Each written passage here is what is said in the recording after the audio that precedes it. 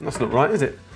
A wobbly or unbalanced machine isn't just a noisy nuisance, it can also affect the performance of the wash.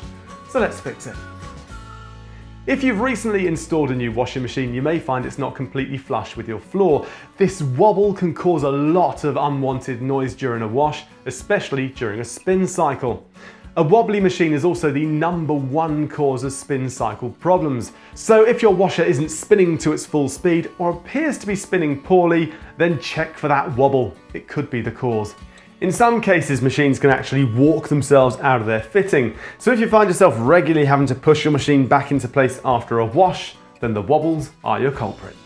The good news is that fixing the dreaded wobbles is in fact very simple. All you have to do is adjust the feet under the machine. However, washing machines can be pretty heavy, so I've enlisted the help of engineer Matt. But please be safe. If your machine is too heavy for you, don't go doing it on your own, and certainly not by wedging anything under the machine that could simply slip away. Now, to help you work out which feet need adjusting, simply work corner to corner. Now, you may only need to adjust the front feet, or you may need to do all four.